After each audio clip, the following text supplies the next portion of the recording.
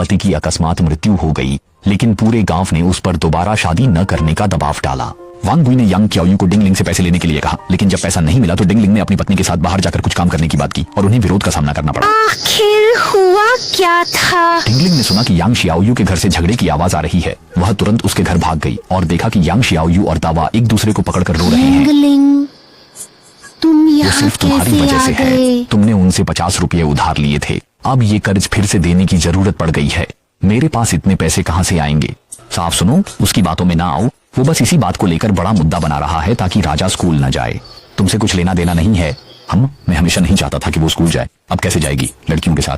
पढ़ाई का क्या फायदा, आखिर में पैसे ही तो चाहिए। वैसे भी उसका मुझसे क्या संबंध है? वो मेरा बच्चा नहीं है। मैं जानता हूँ कि तुमने शादी कर ली है, फिर भी इस आवारा बंदर को क्यों खींच रहे हो? मैं तुम्हें बता रहा हूँ, मेरे पास उसकी पढ़ाई के लिए पैसे नहीं हैं। अगर तुम्हारे पास हैं तो तुम खुद ही दे दो। जैसे ही हमने डिंगलिंग को देखा, वांग गुई एक लड़ाई में शामिल हो गए। हमने यह सब उलझन में देख रहे थे और डिंगलिंग का दिल चिंता से भर वांग गया। गुआन, अगर मैंने तुम्हारे 20 युआन का कर्ज नया साल आने से पहले चुका दिया तो क्या तुम बड़ी गुड़िया को स्कूल जाने दोगे?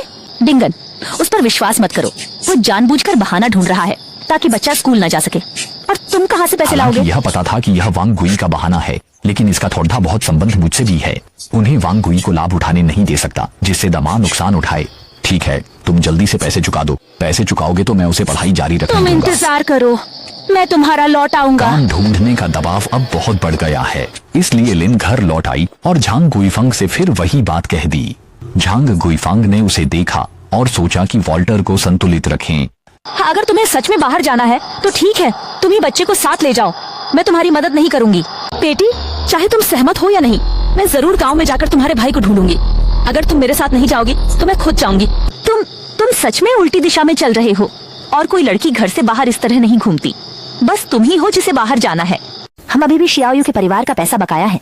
इस मामले के कारण वांग गुई ने उसे कई बार परेशानी दी है। अब तो बड्ढा बच्चा स्कूल भी नहीं जा पा रहा है। मैं उसे और तनाव नहीं दे सकता। क्या यही अच्छा है? वो बड़ी गुड़िया भी कुछ नहीं समझती। एक लड़की को इतना पढ़ने की क्या जरूरत?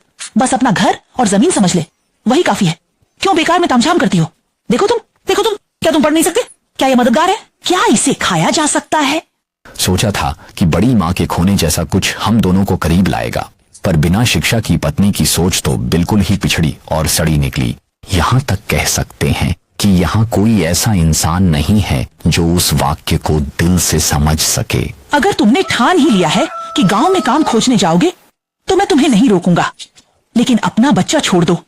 मेरे पोते को भी अपने कष्ट में शामिल न करो। अचानक बाहर जाते समय पप्पी ने गुड़िया को गले लगाया और उसकी पत्नी ने चिल्लाया। डिंगलिंग का दिल थरथरा गया। वो पूरी तरह से उत्साह से भर गई। उसने बच्चे को छोड़ डच दिया और बाहर निकल गई। डिंगलिंग गांव आई और सिलाई की दुकान के बाहर काम पर रखने का बोर्ड देखा। वह मालिक से पूछती माफ है, कीजिए, आप लोग भर्ती कर रहे तुम्हारा हैं? काम कैसा चल रहा है? वैसे तो तुम कुछ ज्यादा करती नहीं, है ना? कोई दिक्कत इस नहीं। काम को पाने के लिए डिंगलिंग ने हिम्मत करके जवाब दिया कि कोशिश कर लो। सैलरी 25,000 रुपए महीना है। देखो तुम क्या सोचते हो? इतनी सैलरी सुनकर दीपलिन चौंक गई, क्योंकि वो जानती थी कि उसकी स्किल्स अभी उतनी अच्छी नहीं है।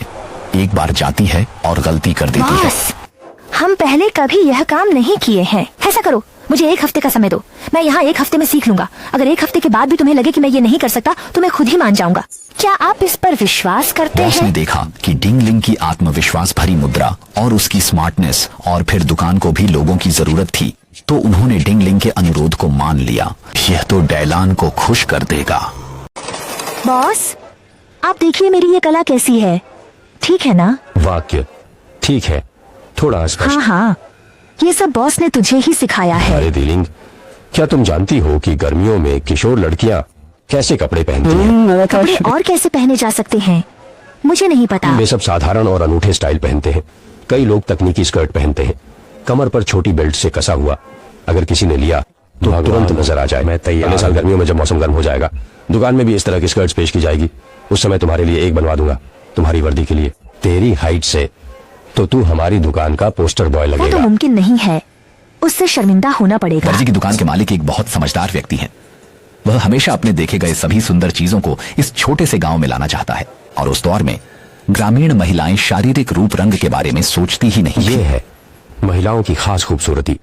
देखो जरा अपने इस कपड़े को। मैंने कहा कि पुरुषों पर पहनने और तुम पर पहनने में कोई अंतर नहीं है।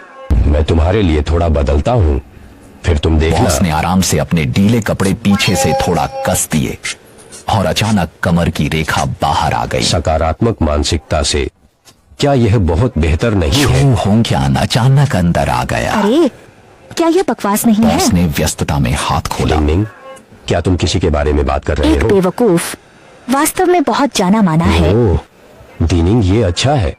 जरा अपने दोस्त को बताकर देखो कि किस कपड़े की जरूरत है। वाह डिंगलिंग, तुम सच में कमाल हो। गांव में इन्हें नहीं देखते, लेकिन तुम शहर से किसी को भी उठा लाती हो।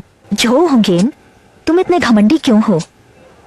तुम्हारे दिमाग में दिन भर बस वही बातें चल रही होती हैं और कुछ जैसे नहीं। ही जो होंगेन ने सुना डिंगलिंग का उसके प्रति ऐसा व्यवहार देख, वह अपना चेहरा में बर्दाश्त खबोर करती है, इसलिए उसने डिंगलिंग को धक्का दे क्या दिया। तुम करने की हिम्मत रखते हो, लेकिन लोगों की बातें नहीं सुनने की? तू ये क्या कर रहा है? कैसे हाथ उठा सकता है? अरे नहीं नहीं, बिना देखे एक विधवा, ये ठीक नहीं है। गांव के अपने आदमी पर्याप्त नहीं है और अब वह बाहर जाकर फ्लर्ट करता है। बाय जो होंग्यान ने मजाक किया, फिर वह अचानक अदृश्य हो गया और डिंगलिंग के लिए बुरा सपना शुरू हुआ।